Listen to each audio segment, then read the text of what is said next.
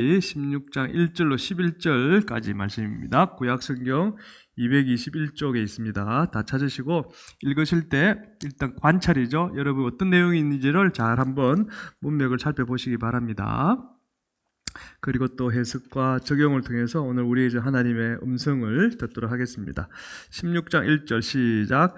레이의 정손 고핫의 손자 이스할의 아들 고라와 르우벤 자손 엘리압의 아들 다단과 아비람과 벨렛의 아들 온이 당을 짓고 이스라엘 자손 총회에서 택함을 받은 자 곧 회중 가운데에서 이름 있는 지휘관 250명과 함께 일어나서 모세를 거스르니라.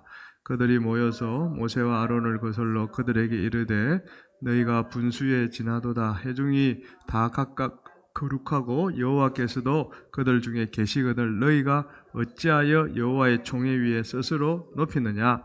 모세가 듣고 엎드렸다가 고라와 그의 모든 무리에게 말하여 이르되 아침에 여호와께서 자기에게 속한 자가 누구인지 거룩한 자가 누구인지 보이시고 그 사람을 자기에게 가까이 나오게 하시되 곧 그가 택하신 자를 자기에게 가까이 나오게 하시리니 이렇게 하라. 너 고라와 내 모든 무리는 향로를 가져다가 내일 여호와 앞에서 그 향로에 불을 담고 그 위에 향을 두라. 그때 여호와께서 택하신 자는 거룩하게 되리라.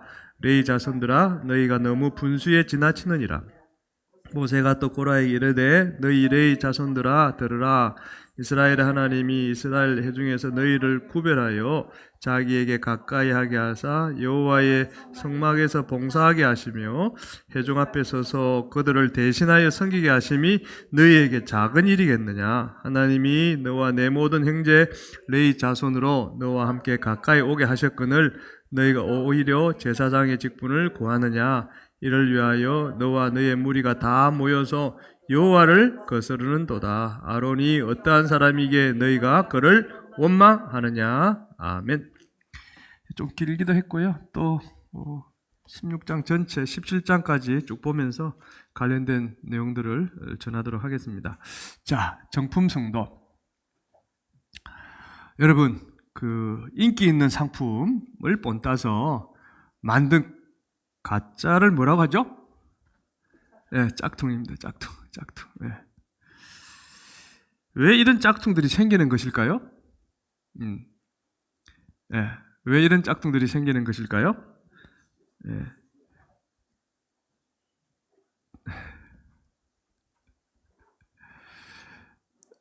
네, 계속 합시다. 정품보다 값싼 짝퉁을 만들면 돈을 많이 벌 수 있을 거란 욕심 때문에 생긴답니다. 사람들이 정품을 좋아한다는 것을 알고 정품은 그러나 비싸잖아요.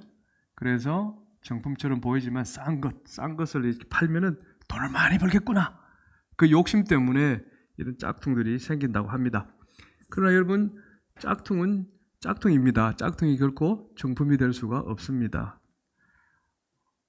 오랜 연구 결과로 만들어진 이 정품과 똑같은 좋은지를 이 짝퉁은 가질 수가 없습니다. 정품을 만든 회사가 법적 조치를 취하면 짝퉁의 운명은 그 질로 끝장입니다. 자, 본문에도 인기 있는 오늘 모세와 아론처럼 되고 싶어 하는 짝퉁들이 등장합니다. 오늘은 모세와 아론의 이 짝퉁들을 면밀히 분석하면서 저와 여러분의 믿음이 혹 짝퉁으로 변질되고 있다는 것을 알려주는 징조가 무엇인지, 그리고 우리가 어떻게 해야 정품 성도로 살아갈 수 있는지에 대해서 이야기를 나눠보도록 하겠습니다.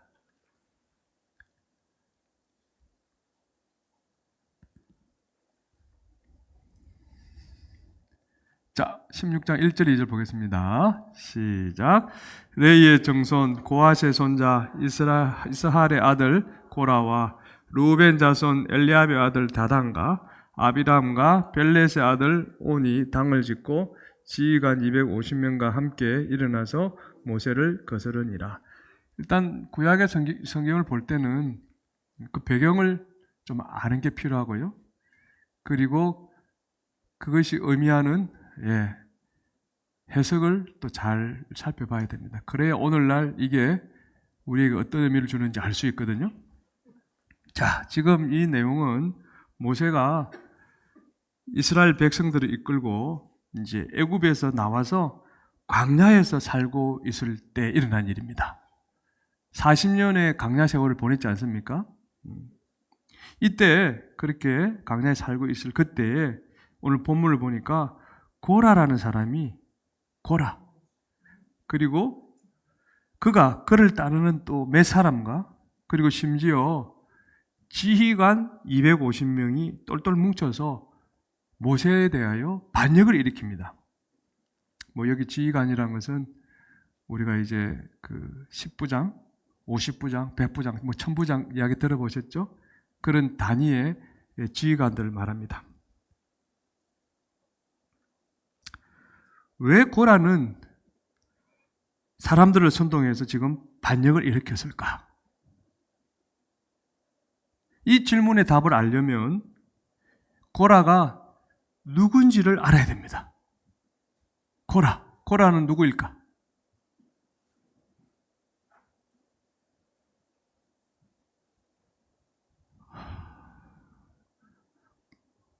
오늘 본문을 보니까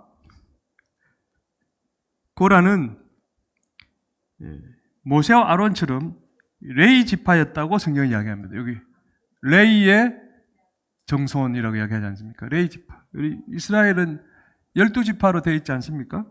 그 중에 이제 이 고라가 모세와 아론처럼 같은 지파, 레위 지파였다 이렇게 이야기하는 것입니다. 그 족보를 따져보니까 고라는 모세와 아론과 사촌지간입니다. 그러니까 각각의 아버지들이 형제라는 것이죠. 아주 가까운 사이입니다. 이 레위 지파인 고라는 어떤 일을 했는가 보니까 성막에서 봉사하는 일을 했다고 성경은 이야기합니다. 성막, 하나님께서 계신 그 성막에 봉사하는 일을 했다. 그런데 문제는 그들의 눈에 모세와 아론도 자신들처럼 똑같은 레위 지파로 태어났는데 아론은 대제사장이 되고 모세는 이스라엘 백성 전체를 이끄는 지도자가 되어서 마치 이 두 사람이 이 권력을 휘두르는 것처럼 보였던 것 같습니다. 그래서 고라는 자기와 비슷한 감정을 가지고 자기 뜻에 동조하는 다른 사람들의 그 질투심과 욕심을 자극해서 함께 지금 모세를 대적했다 이런 뜻입니다. 자, 고라 일당들이 어떤 말을 했는지 16장 3절에 이렇게 이야기합니다. 시작. 그들이 모여서 모세와 아론을 거슬러 이르되 너희가 분수에 지나도다 회중이 다 각각 거룩하고 여호와께서도 그들 중에 계시거늘 너희가 어찌하여 여호와의 총회 위에 스스로 높이느냐. 이 그들은 누굽니까? 고라 일당. 아까 말했잖아요. 고라와 그 뜻에 따르는 사람, 또 지휘관 250명, 이들이 모세와 아론에게 이제 대든 겁니다. 이 뜻은 이런 거예요. 모세와 아론, 너희들만 거룩하고 하나님을 믿는 사람인 줄 아느냐? 이런 뜻이죠. 다 거룩하다. 우리도 하나님 믿는 거룩한 백성이야. 하나님이 너희하고만 함께 하는 줄 아느냐? 우리하고도 함께해. 여호와께서도 그들 중에 계신다. 우리 중에 함께해. 우리도 너희들처럼 지도자와 대제사장이 될 수 있어. 똑같은 하나님의 자녀인 우리를 너희가 이래라 저래라 하는 거는 너희가 분수에 지나도다. 분수도 모르고 설치는 거야. 이제부터 우리가 이스라엘을 다스릴 테니까 너희는 뒤로 물러나. 좀 이렇게 되던 거예요. 이 16장 3절의 말씀이. 좀 이해가 되시죠? 자, 이렇게 모세와 아론을 대적한 고라 일당이 어떻게 되었을까? 그 최후가 어떻게 되었을까? 미리 한번 볼까요? 우리가 읽지 않았지만 16장 말미에 32절 33절에 이렇게 이야기합니다. 시작. 땅이 그 입을 열어 그들과 그들의 집과 고라에게 속한 모든 사람과 그들의 재물을 삼킴에 산채로 소울에 빠지며 땅이 그 위에 덮이니 그들이 해준 가운데서 망하니라. 예.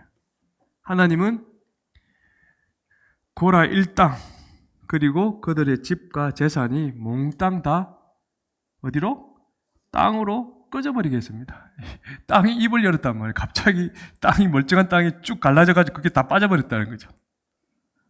성경은 그것을 산채로 소울에 빠졌다 이렇게 얘기합니다. 살아있는 채로 소울에 빠졌다. 소울은 어딘가? 구약의 소울의 개념은 그냥 죽음의 세계, 죽음입니다. 그냥. 이거를 이제 신약적 개념으로 뭐 지옥에 떨어졌다 이렇게 해석할 필요는 지금 없을 것 같고요. 그냥 죽여버렸다는 거죠. 그러니까 고라 일당이 일으켰던 반역이 그들이 살아있는 상태로 죽음에 바로 떨어질 정도의 아주 심각한 죄였다. 이렇게 보면 됩니다. 얼마나 도대체 저질렀던 죄가 도대체 뭐이길래 얼마나 심각한 죄이길래 하나님이 저렇게 하셨을까? 우리가 얼핏 보기에는 이제 그냥 모세 아론에게 대적한 거 아닙니까? 그럼 그냥 하나님이 구별해서 세운 모세와 아론을 지도자 자리에서 이제 끌어내리려고 한 그것 때문에 하나님이 그냥 다 죽게 했을까? 그거는 조금 더 가지 않아요, 우리 그죠? 그거 한번 그랬다고 하나님이 다 죽여버린다? 물론 아무 잘못도 없는 하나님의 종을 대적하면 하나님의 그 섭리를 거역하는 죄를 짓는 건 맞아요. 그러나 이런 이유 하나만으로 하나님은 자기 백성을 죽음에 던지는 그런 심한 벌을 내리지는 않으십니다. 그럼 고라 일당이 저지른 심각한 죄는 하나님으로부터 죽임을 당할 수밖에 없었던 그 죄는 뭘까? 이게 여기서는 뭐 그렇게 구체적으로 나오진 않죠. 그런데 이제 쭉 이렇게 보면은 이런 죄가 아닐까. 자, 하나님께 이 고라 일당이 받은 은혜가 참 가분합니다. 실은 나중에 보겠습니다만은. 그리고 또 자기가 받은 사명, 고라 같은 경우는 지금 성막에서 봉사하는 일을 하지 않습니까? 그걸 너무 우습게 여겼지 않을까. 하나님으로 받은 은혜가 귀한 줄도 모르고 또 자기가 받은 사명이 얼마나 또 귀한 것인지를 모르고, 그죠? 그걸 우습게 여기고 어떻게 보면 하나님이 가장 미워하는 죄, 여러 가지 죄를 다 미워하시겠지만 성경에 보면 하나님이 제일 미워하는 죄는 사람들을 실족시키는 죄, 사람들을 믿음에서 떨어지게 하는 죄거든요. 그것을 지었기 때문에 하나님이 이렇게 한 것이 아닐까 한번 생각해 봅니다. 왜냐하면 딱이라고 말을 안 하기 때문에. 근데 충분히 설명을 드립니다만은 가능하겠다라는 생각을 해봅니다. 그러니까 요즘 상황으로 바꿔 말하면 뭐 많은 교회에서도 일어나는 문제 중에 하나죠. 성도들을 선동해서 교회를 분열시키고 그 와중에 성도들이 믿음에서 실족하게 만드는 그런 죄. 그 하나님이 정말 싫어하는 죄거든요. 그 죄를 이 고라 일당이 지금 지은 것이다. 하나님은 한 영혼을 천하보다 귀하게 여기시지 않습니까? 하나님이 소중하게 여기시는 그 영혼들의 믿음을 흔들어 버리는. 그래서 그들로 하여금 믿음의 자리에서 떨어지게 만드는 이 용서받지 못할 큰 죄를 이 고라 일당이 지은 것이다. 이렇게 해석을 하는 것입니다. 예수님이 이런 말씀을 하신 거 기억하시죠? 마가복음 9장 41절 시작. 나를 믿는 이 작은 자들 중 하나라도 실족하게 하면 차라리 연잡 맷돌이 그 목에 매여 바다에 던져지는 것이 나으리라.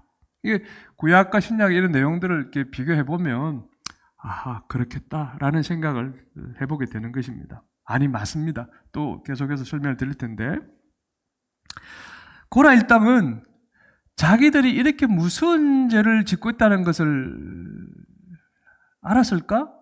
아마 처음에는 몰랐을 것 같아요. 처음에는 단지 그냥 모세와 아론을 보면서 저것들이 뭔데 저렇게 하지? 그냥 부러움, 시기, 그리고 또 그처럼 되고 싶다는 욕심만 가졌을 것입니다. 그런데 그 욕심이 자꾸 커지니까 이제 자기의 선을 넘어버린 거죠. 자기 분수도 모르고 이제 모세와 아론이 하는 일을 이제 넘보게 된 것입니다. 그리고 마침내는 자신들이 모세와 아론처럼 되려고 모세를 대적하도록 백성들을 선동하는 죄까지 짓게 되면서 마치 모세와 아론이 된 것처럼 행세하는 짝퉁이 돼버린 것이죠. 자, 그걸 어떻게 아느냐고요? 모세가 고라 일당에 한 말을 한번 볼까요? 16장 7절 시작. 레위의 자손들아 너희가 너무 분수에 지나치느니라. 지금 이거는 모세가 하는 말입니다. 레위의 자손들, 고라 일당들을 두고 너희가 너무 분수에 지나치구나. 왜 고라 일당이 모세와 아론처럼 되고 싶어하는 게 분수에 넘치는 일일까? 자, 여기서 이제 설명을 잘 들어보십시오. 사실 고라는 아까 말씀드렸듯이 레위 지파입니다. 레위 지파로 태어나긴 했지만 제사장이 또는 그 성막에서 봉사할 수 없는 사람이었습니다. 레위 지파에 태어나면 제사장이 되든지 아니면 제사장이 아니더라도 성막에서 봉사할 수 있는 그런 사람들이거든요. 근데 사실 고라는 그런 자격이 없는 사람이었습니다. 어떻게 아느냐? 여러분, 고라의 이름의 뜻이 뭔지 아십니까? 미안합니다. 대머리라는 뜻입니다. 대머리. 대머리는 성전에서 봉사하는 제사장이나 그 사람이 될 수가 없다고 율법에 기록되어져 있습니다. 그런데 성전에서 봉사하는 제사장이 되어야 할 또는 그 성전에서 봉사하는 그런 사람이 되어야 할 레위 지파에서 아기가 태어났는데 부모가 그 이름을 대머리라고 지었다는 거예요, 실은. 왜 그랬을까요? 대머리는 물론 대머리로 그렇게 지을 수 있겠죠. 그런데 이 레위 지파에서 태어난 아기가 앞으로 어떤 일을 할 것이 뻔히 아는데 부모가 그 이름을 붙였다는 것은 이건 뭔가 문제가 있다는 거죠. 그러니까 실제로 아기로 태어난 고라가 진짜 대머리였구나. 어릴 때 사실 대머리로 태어나기도 하는데, 아니면 이게 더 정확한 건데 제사장이 될 수 없거나 성막에서 봉사할 수 없는 결정적인 흠이 있었기 때문일 것이다. 이렇게 성경학자들은 보는 거죠. 그러니까 아이고 너는 앞으로 안 되겠구나. 제사장도 될 수 없고 또 뭔가 하나님의 일에서 섬길 수 없겠구나. 이렇게 딱 결정을 내리고 그냥 그대로 보이는 데 이름을 지어줬다. 이런 것입니다. 아무튼 이 고라는 성막에서 봉사할 자격이 없는 사람인데도 지금 어떻습니까? 섬기고 있잖아요. 섬길 수 있는 큰 은혜를 사실 입은 것입니다. 누가요? 고라가. 그런데 고라가 그런 하나님의 놀라운 은혜를 잊어버린 거예요. 그러니까 이제 욕심 때문에 그건 까마득히 잊어버리고 아론과 모세를 보면서 자기도 그렇게 되고 싶어서 지금 반역을 일으킨 거예요. 자, 봅시다. 모세가 이런 말을 했죠. 그래서 16장 9절 시작. 하나님이 너희를 구별하여 자기에게 가까이 하게 하사 여호와의 성막에서 봉사하게 하심이 너희에게 작은 일이겠느냐. 자, 이게 그 근거입니다. 고라가 이름이 대머리라는 뜻인데 레위 지파에 태어난 애를 대머리는 봉사할 수도 없고 제사장이 될 수도 없는데 그럼 흠이 있었구나. 그럼에도 불구하고 지금 이렇게 성막에서 봉사하게 됐단 말이에요. 그걸 지금 이 모세가 이야기하면서 너희에게 이게 작은 일이느냐? 일이겠느냐? 하나님이 베푼 은혜가 도대체 얼마나 큰데 그걸 너희들이 잊어버렸느냐? 지금 이렇게 이야기하고 있다는 거죠. 고라만 그런 게 아니에요. 고라의 일당이지 않습니까? 고라를 따르던 무리들도 있을 거 아닙니까? 그들은 또 어떤 사람일까요? 아마 그들은 애굽에서 종살이 할 때 더는 못 살겠다. 매일 부르짖었지 않습니까? 하나님 더 이상 못 살겠다고 건져내달라고. 그래서 하나님이 그들을 불쌍히 계시고 애굽에서 탈출하도록 도와주실 때 그 자리에 있었던 그 사람들 아니었을까요? 맞습니다. 못 살겠다고 막 그러니까 하나님이 건져주셨던 그걸 입었던 그 은혜를 입었던 사람들이죠. 그리고 광야에서 먹을 것과 마실 것이 없어 죽겠다고 난리를 쳤을 때 하나님이 하늘에서 뭘 내려줍니까? 만나와 매출하기를 내려주셔서 먹였던 그 은혜를 입었던 사람들이 목마르다고 할 때는 반석을 쳐서 그 갈증을 하나님이 해결해 주셨지 않습니까? 그 은혜를 그것을 받았던 사람들입니다. 이 무리들은. 그리고 결정적으로 이 고라처럼 어떤 면에서는 성막에서 봉사할 수 없는 부족한 사람들인데 하나님이 그들에게 거룩한 일을 할 수 있도록 소중한 기회를 주어서 그 은혜를 입었던 사람들입니다. 지금 이 무리들이. 그런데 이런 엄청난 은혜를 받은 사람들이 지금 자기들이 원하는 대로 살게 해달라고, 나도 아론처럼 모세처럼 되게 해달라고 지금 하나님께 어떻게 보면 떼를 쓰고 있고 황당한 요구를 하고 있는 것입니다.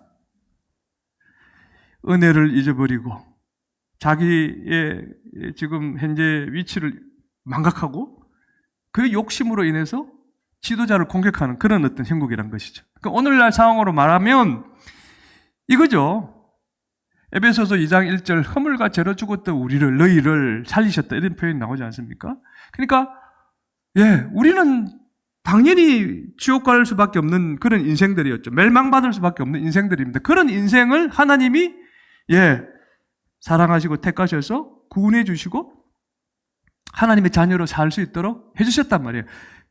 그랬는데 이제는 그 은혜를 가만히 잊어버리고 시시한 일은 더 이상 하기 싫고 사람들에게 대접받고 인정받는 일을 하겠다고 하나님께 지금 선전포고를 하고 있는 것과 마찬가지라는 것이죠.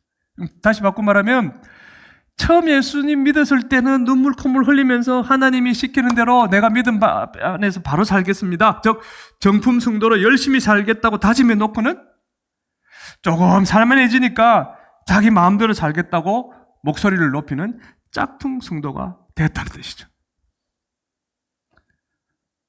나아가서 자기만 짝퉁이 되고 끝내는 게 아니라 주변 사람들에게도 대충 예수 믿고 같이 짝퉁이 되자고 유혹하고 있다라고 볼 수 있는 것이죠. 이런 사람을 하나님이 어떻게 가만히 놔둘 수 있었겠습니까? 물론 하나님은 궁극적으로 심판을 내리시기 전에 회개할 사인을 주십니다. 징계 조치를 내리셔서 회개할 기회를 충분히 주십니다. 그래도 회개하지 않으면 하나님은 그래 알았다. 네 마음대로 살아라. 이걸 이제 신학적 유기라 그러죠. 그러니까 하나님이 계속해서 끈을 붙잡고 있는 사람은 하나님이 당기시는 게 느껴지실 거예요. 그런데 내가 마음대로 살아도 아무런 그런 어떤 하나님의 제재가 없으면 하나님이 어떻게 해요? 너 하나님 보겠다라고 볼 수밖에 없는 것이죠. 그 이제 로마서의 6이라는 그런 이 개념으로 나오는데요. 네 마음대로 살다가 지옥에 가라고 하나님은 그냥 내버려 두실 수밖에 없다는 것입니다. 그래서 로마서에서 바울은 이렇게 이야기합니다. 우리에게 12장 3절 시작. 내게 주신 은혜로 말미암아 너희 각 사람에게 말하노니 오직 하나님께서 각 사람에게 나눠주신 믿음의 분량대로 지혜롭게 생각하라. 사랑하는 성도 여러분, 아까도 처음에 서두에서 말씀드렸듯이 내 믿음을 돌아보는 시간입니다. 이제 연말을 맞이하고 새해를 이제 앞두고 있는데 내 현재 신앙의 위치, 주소 이거를 한번 짚어봐야 되지 않겠습니까? 자, 구원받을 만한 아무 자격이 없는 우리가, 내가 예수님이 십자가에서 흘린 피 때문에, 그 보혈 때문에 내가 죄 씻음 받고 천국에 들어가서 영원히 산다. 여러분 믿습니까? 어떠세요? 믿습니까? 그 피 때문에 우리가 죄사함 받았죠. 이걸 안 믿는다. 이건 뭐 말이 안 되는 것이죠. 나를 창조하시고 나를 당신의 자녀로 부르시고 나를 현재 내가 될 수 있도록 때를 따라 도우시는 은혜를 베푸시면서 눈동자같이 지켜오신 분이 아버지 하나님이라는 걸 여러분 믿습니까? 네. 이거 안 믿으면 뭐 이 자리에 있을 이유가 없죠. 나같이 부족한 사람에게 때로는 거룩한 일을 할 수 있도록 기회를 주신 하나님의 은혜가 생각하면 생각할수록 여러분 감사하십니까? 그죠? 감사하죠. 내가 도대체 무엇이 간데 제가 이 자리에 있겠습니까? 목사로서 또 여러분 각자도 마찬가지일 것입니다. 나를 생각하면 부족함이 너무 많은데 하나님이 나를 현재 이 자리에까지 있도록 지켜주신 거 생각하면 감사하죠. 자, 만약에 그렇다면 우리는 자신에게 각자에게 주어진 그 믿음의 분량대로 최선을 다해서 충성되게 그 일을 감당하는 정품 성도가 되어야 되지 않겠습니까, 여러분? 주님 앞에서는 그날까지 끊임없이 내 안에 일어나는 정욕과 욕심이 나를 지배하지 못하도록 내 영혼이 깨어 있어야 되지 않겠습니까, 여러분? 하나님이 시키는 일이 크든 작든 그냥 묵묵히 순종해야 되지 않겠습니까, 여러분? 그래야 저와 여러분의 믿음이 사실은 짝퉁으로 변질되지 않게 되는 것입니다. 그래서 바울은 갈라디아서 5장 24절에 이런 말씀을 기록해 놓았지 않았겠습니까? 시작. 그리스도 예수의 사람들은 육체와 함께 그 정욕과 탐심을 십자가에 못 박았느니라. 여러분, 정욕과 탐심을 십자가에 못 박았느니라. 저 의미가 뭘까요? 그리스도 예수의 사람들은 이 예수 믿는 사람들 말 아닙니까? 여러분, 예수 믿는다는 것이 무슨 뜻입니까? 그냥 뭐 요가하듯이 아니면 명상에 잠기듯이 내 마음을 좀 이렇게 비우는 거, 그게 예수 믿는 것입니까? 뭐 그것은 지극히 한 소극적인 부분일 수도 있겠죠. 그러나 그게 다가 아닙니다. 나의 이 온 마음을 하나님이 다스리고 통치하시도록 내 모든 것을 그분 앞에 다 드리는 겁니다. 성령님의 인도하심을 받아 순종한다는 그런 의미죠. 그냥 단순히 비우는 그 정도가 아니라 좀 더 적극적인 의미인 것입니다. 또 마음 안에 생기는 욕심을 단지 내가 아니야라고 억누르는 그 얘기가 아닙니다. 그건 너무나 소극적인 것이고, 욕심에 지배당해서 죄를 짓는 자리까지 끌려다니지 말라는 그런 적극적인 의미가 있는 것입니다. 그 정욕과 탐심을 십자가에 못 박아라. 욕심에 지배당해서 죄를 짓는 자리에까지 끌려다니지 말라. 하나님이 나를 통해 이루고 싶어 하시는 것이 뭔지 고민하고, 이 말은 기도하고 하나님 뜻을 찾고 그것을 이루기 위하여 노력하라. 꿈꾸라. 하나님이 그 이루어 주실 것을 기대하라. 그런 적극적인 의미가 예수 믿는다는 의미에 포함되어 있는 것입니다. 그 정욕과 탐심을 십자가에 못 박았다는 그 의미인 것입니다. 그렇게 하면 하나님이 그 꿈을 분명히 이루어 주실 것이고 또 새로운 꿈을 꾸게 만들어 주십니다. 그리고 마침내 하나님이 느끼시는 그 놀라운 기쁨을 저와 여러분도 함께 느끼며 살 수 있도록 해주시는 것입니다. 비록 우리가 세상적으로는 폼나는 인생이 아닐 수도 있습니다. 하지만 나중에 하나님 앞에 섰을 때 하나님이 인정하는 착하고 충성된 종이 되는 것입니다. 자, 볼까요? 마태복음 25장 21절 시작. 그 주인이 이르되 잘하였도다. 착하고 충성된 종아, 내가 적은 일에 충성하였음에 내가 많은 것을 네게 맡기리니 내 주인의 즐거움에 참여할지어다 하고. 잘 보세요. 이제 자기를 한번 진단해 봅시다. 혹 나를 구원해 주신 그 예수님의 그 십자가의 은혜,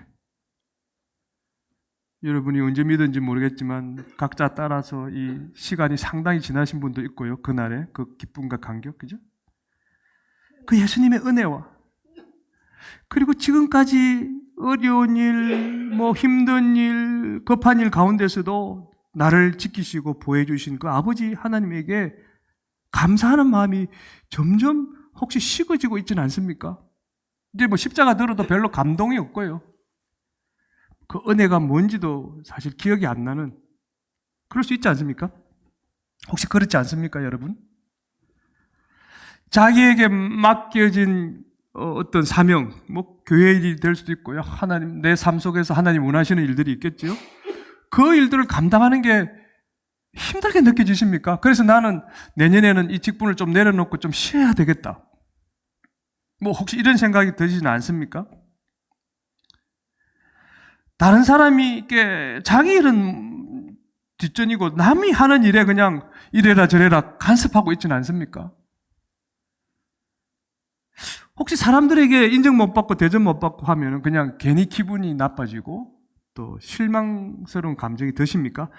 이런 증상들이 스물스물 여러분 자신에게 나타나고 있다면 이미 그 마음에 욕심이 쑥 들어와 영혼의 퀄리티, 질이 뚝 떨어지고 있다는 증거인 것입니다.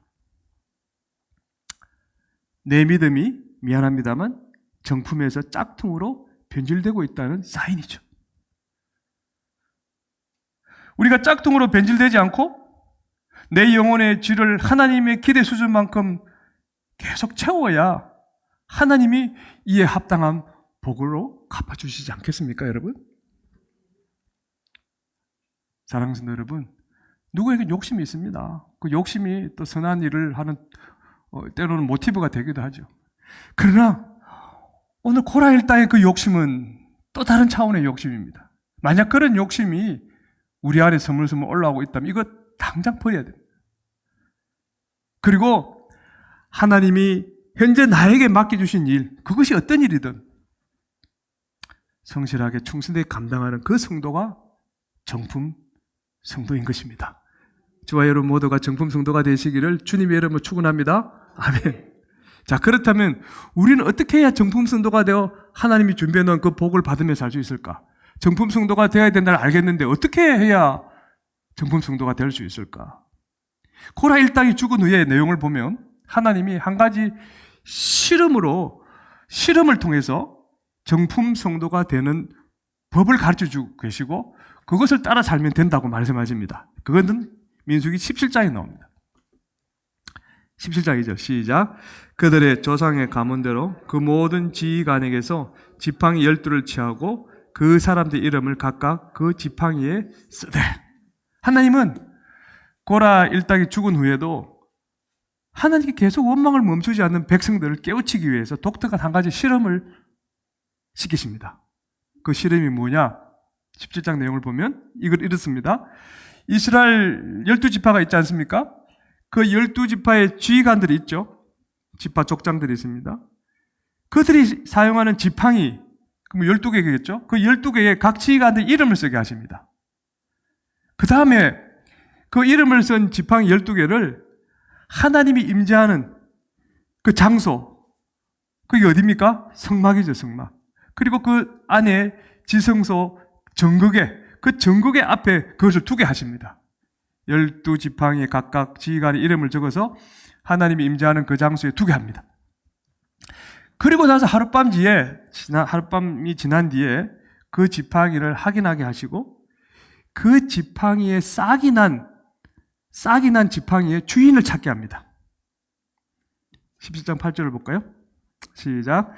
이튿날 모세가 정거의 장막에 들어가 본적 레위 집을 위하여 낸 아론의 지팡이에 um이 돋고 순이 나고 꽃이 피어서 살구 열매가 열렸더라.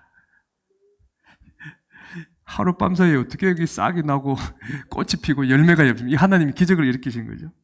그 실험을 보여주신 것입니다. 누구 지팡이에 싹이 났습니까 지금? 아론. 말라 죽은 지팡이에 싹이 난 것도 기적인데 살구 꽃이 피고 꽃이 지면은 뭐가 열립니까? 열매까지 열리게 한 거예요 지금. 왜 하나님은 이런 기적을 백성들에게 지금 보여주시는 것일까? 여러분 생각해 보셨나요? 이 내용 읽으실 때 혹시? 그것은 다름이 아닙니다. 내가 택한 지도자는 레위 지파의 아론이 맞다. 분명히 보여주는 거죠. 12지파 지휘관이 다 싹이 난 게 아니잖아요. 유독 누구? 아론의 지팡이에만 싹이 났다. 이 말은 하나님이 내가 아론을 택했다. 이 말씀을 지금 백성들에게 하는 것입니다. 그래서 아울러 뭐라고 이야기하십니까? 더 이상 그를 원망하거나 의심하지 말고 그의 말에 따르라. 하나님이 이 말씀을 하시기 위해서. 근데 코라 일당이 그렇게 대적했을 때 하나님이 그냥 땅에 죽 꺼지게 만드는 거 보고도 사람들이 정신을 못 차린 거예요. 쉽게 말하면. 또 그러니까 하나님이 이 기적을 통해서 분명한 징조를 보여주신 거죠. 자, 그러면 여기서 또 이런 질문을 하셨습니다. 하나님은 왜 하필 살구꽃이 피게 만들었을까? 개나리가 피게 할 수도 있지 않습니까? 다른 꽃이 피게 할 수도 있지 않습니까? 이게는 그 의미가 있습니다.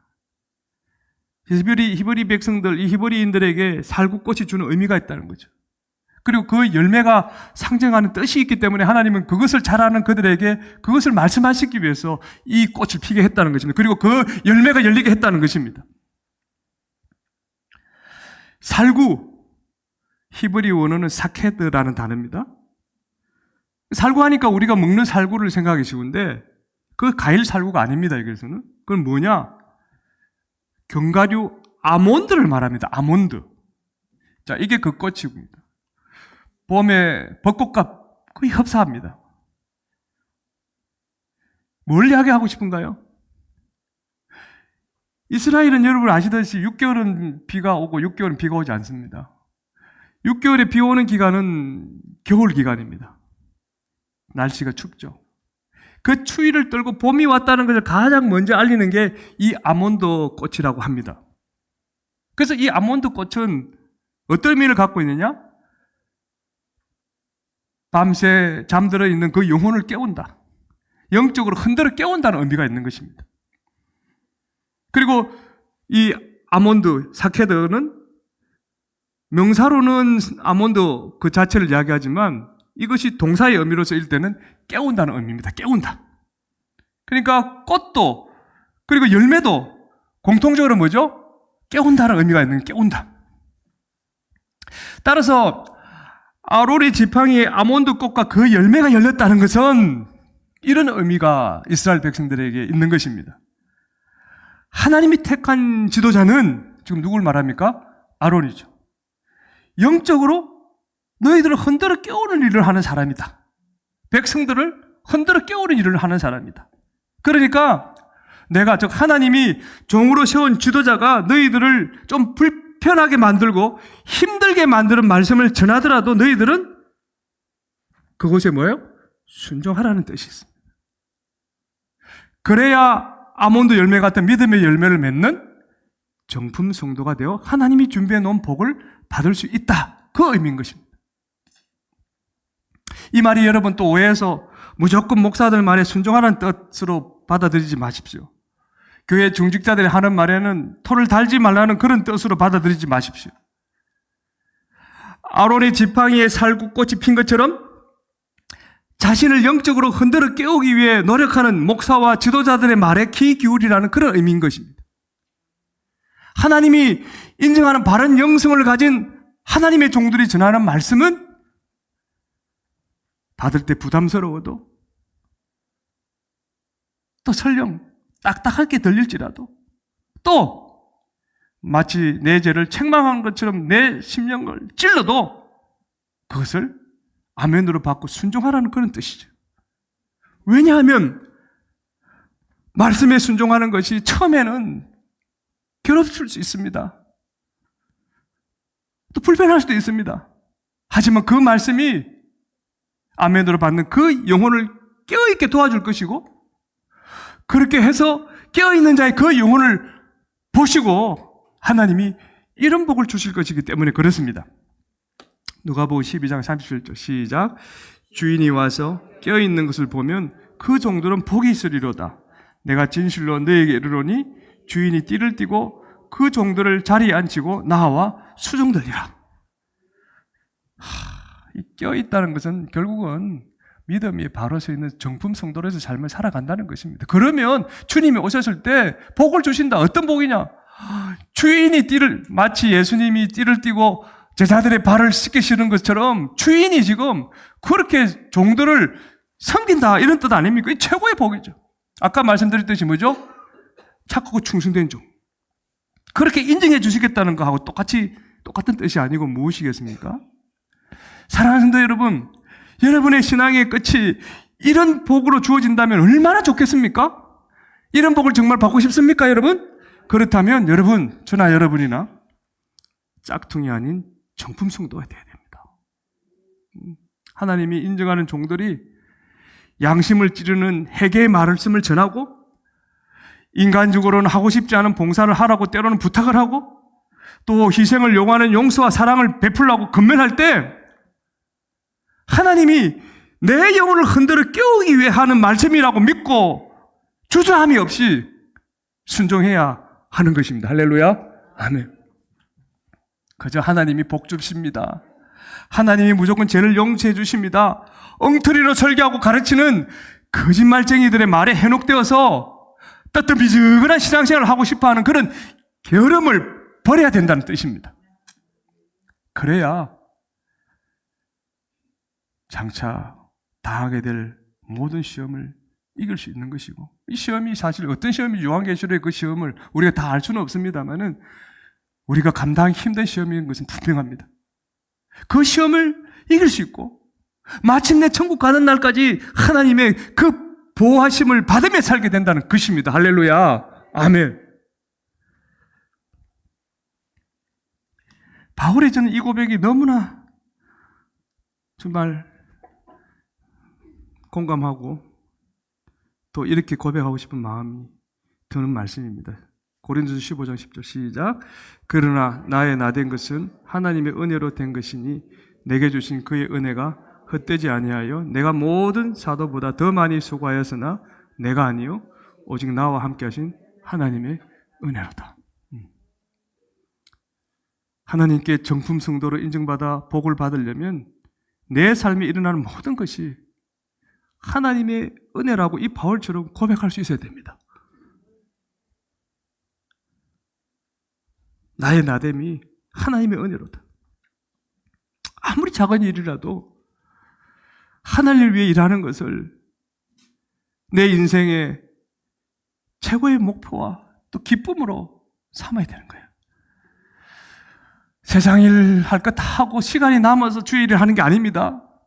세상 일 하지 말라는 건 아니에요.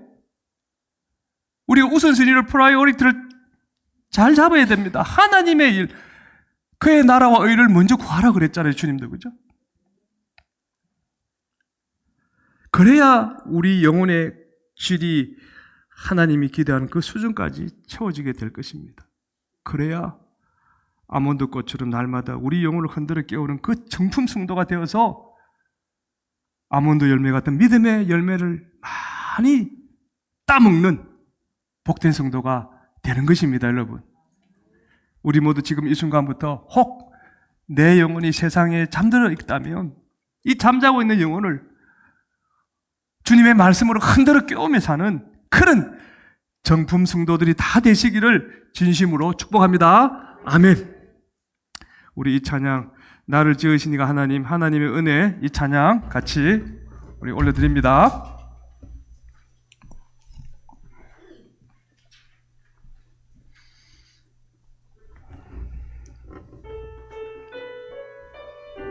내가 받은 은혜를 생각하며 이 찬양 하나님 앞에 올려드립시다.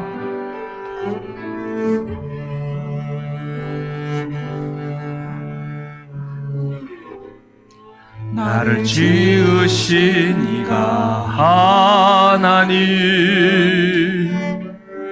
나를 부르신 이가 하나님, 나를 보내신 이도 하나님, 나의 나 된 것은 나 하나님은. 다시 한 번 더. 나를 지으신 이가, 나를 지으신 이가 하나님, 나를 부르신 이가 하나님, 나를 부르신 이가 하나님, 나를 보내신 이도 하나님, 나의 나 된 것은 나 하나님 은혜라. 달려갈 길 다 가도록 마지막 호흡 다하도록 나로 그 십자가 품게 하시니 나의 나 된 것은 나 하나님 은혜라. 고백합니다. 한량없는 은혜, 갚을 길 없는 은혜,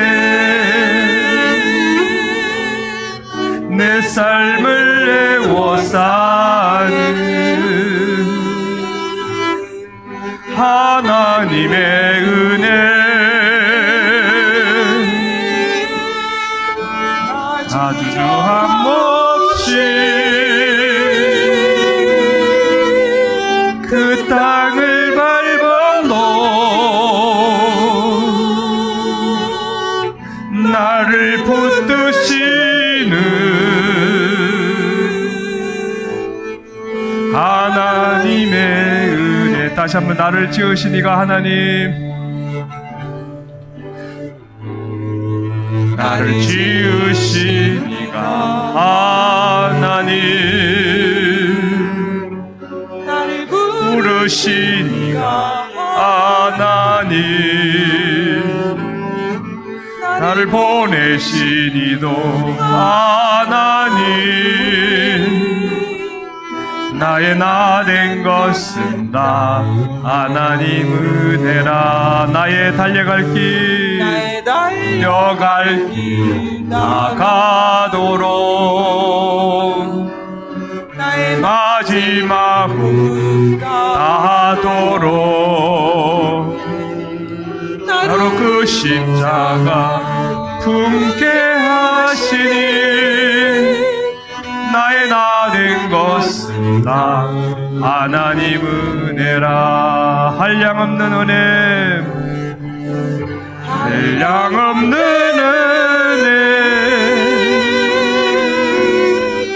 갚을 길 없는 은혜, 내 삶을 내워 사는 하나님의 은혜,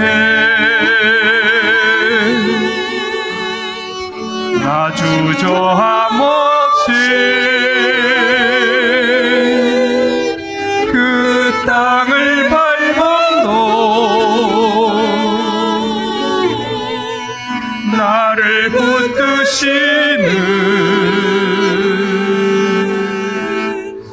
하나님의 은혜, 한량없는 은혜, 한량없는 은혜, 갚을 길 없는 은혜, 내 삶을 내워 사는 하나님의 은혜, 나 주저함 없이 그 땅을 밟아도 나를 붙드시는 하나님의, 우리 한 번 더 한량없는 은혜, 한량없는 은혜, 갚을 길 없는 은혜, 갚을 길 없는 은혜, 내 삶을 내워 사는, 내 삶을 내워 사는 하나님의 은혜, 하나님의 은혜, 나 주저함 없이, 나 주저함 없이 그 땅을 밟아도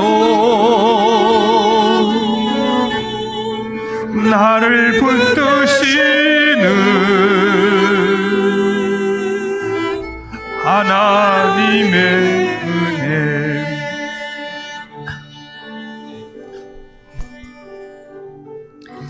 하나님의 은혜가 떨어지면요, 마치 자동차에 가스가 떨어진 것처럼 우리는 움직일 수 없습니다. 살아있으나 살아있는 것이 아닙니다. 고라 일당이 얼마나 많은 은혜를 받았습니까? 그럼에도 불구하고 그 은혜를 잊어버리니까 욕심이 그를 죄를 짓도록 지배하게 됩니다. 결국은 소홀에 빠져버리는 엄청난 벌을 받지 않았습니까? 이게 오늘날 우리에게 주는 의미가 무엇입니까? 우리가 죄와 허물로 죽었던 자들이 하나님이 우리를 자기 아들 독생자를 죽이시면서까지 우리를 죄에서 건져주셨는데 그 은혜를 잊어버리고 내가 믿는다고 하면서도 짝퉁성도로 살아간다면 하나님은 결코 그것을 내버려 두시지 아니하실 것입니다. 왜? 우리 다 천국에 오기를 원하시는 것입니다. 정품 성도가 되어서 이 땅에서 믿음 가운데 살기를 원하시는 것입니다. 그런 성도가 되었을 때 하나님이 복을 주시고 은혜를 더욱 베풀어 주시는 것입니다. 그러기 위해서는 우리가 말씀 앞에 깨어 있어야 됩니다. 아몬드 꽃과 열매가 상징하는 것이 깨운다는 의미인 것처럼 잠든 내 영혼을 말씀으로 날마다 깨움을 받아서 주님의 일들을 바라보고 주님의 나라의 그 꿈을 꾸면서 살아갈, 마침내 주님 앞에 섰을 때 착하고 충성된 종으로 주님이 우리를 칭찬하시는 그 일을 생각하며 살아가는, 이게 바로 정품 성도인 것입니다. 우리가 이 시간 기도할 때 혹시라도 내가 짝퉁 성도로 살았다면 회개합시다. 그리고 이제는 정품 성도로 주님을 향하여 깨어있게 하여 주옵소서. 주님이 오실 때 착하고 충성된 종이 될 수 있도록 도와달라고 우리 간절히 기도합시다. 우리 주여 부르짖고 기도하겠습니다. 주여, 하나님 아버지 감사합니다. 우리가 도대체 무엇이 간데 우리를 택하시고 우리를 아버지의 아들 예수 그리스도의 그 보혈로 우리의 죄를 다 씻어주시고 하나님의 거룩한 자녀 삼아주셨나이까. 생각하면 생각할수록 감사하고 또 감사할 것밖에 없음을 고백합니다. 그러나 주님, 어느새 우리가 그 은혜를 잊어버리고 그냥 습관적으로 신앙생활을 하고 있지 않는지 우리 자신을 되돌아보기를 원합니다. 모습은 성도이지만 하나님 짝퉁 성도로 살아가고 있지는 않습니까? 내 안에 욕심으로 내가 하고 싶은 일들을 더 많이 추구하며 살아가고 있지 않습니까? 하나님 아버지, 그런 모든 짝퉁의 징조들이 내 안에 스물스물 올라올 때 하나님 그것이 잘못되었다는 것을 깨닫게 도와주시옵소서. 내가 이 남은 삶을 이제는 짝품 성도가 아닌 정품 성도로 살아갈 수 있도록 말씀으로 깨우쳐 주시옵소서. 잠든 내 영혼을 깨워 주시옵소서. 내가 정극 같은 믿음을 가지고 이 땅에서 하나님을 섬기며 살아갈 수 있게 하여 주시옵기를 간절히 바라고 원합니다. 하나님 아버지 앞에 섰을 때 착하고 충성된 종으로 칭찬받고 인정받고 주님의 그 주인의 즐거움에 참여할 수 있는 그 기쁨을 함께 누릴 수 있는 자가 되게 하여 주시옵소서. 주인이 띠를 띠고 아버지 그 종들을 수종하는 그 축복을 우리도 받을 수 있도록 하나님께서 은혜 위에 은혜를 베풀어 주옵소서. 우리 모든 사랑하는 성도들을 축복하여 주시고 그들이 정녕 이 땅에서 정품 성도로서의 아름다운 삶을 살아갈 수 있도록 날마다 그 영혼이 말씀에 껴있게 하여 주시옵소서. 기도에 껴있게 하여 주시옵기를 간절히 바라고 나며 이제 2025년도 한 해를 마무리하며 내 믿음의 주소를 똑바로 바라보게 도와주시고 2026년 새해를 내가 어떤 믿음의 삶으로 살아갈지 이 한 달 동안 하나님 앞에 기도하며 나아가는 우리 모두가 되게 하여 주시옵기를 간절히 바라고 원합니다. 감사합니다. 나의 나 된 것은 다 하나님의 은혜로다. 그 사도 바울의 고백처럼 하나님 앞에 다시 한번 우리도 고백합니다. 오늘 나의 나됨이 주님의 은혜입니다. 결단코 잊지 않게 도와주시옵소서. 정품 성도로서의 아름다운 삶을 살아가는 우리 모두가 되게 해 주옵시기를 간절히 바라옵고나며 우리 주 예수 그리스도의 거룩하신 이름으로 기도합니다. 아멘.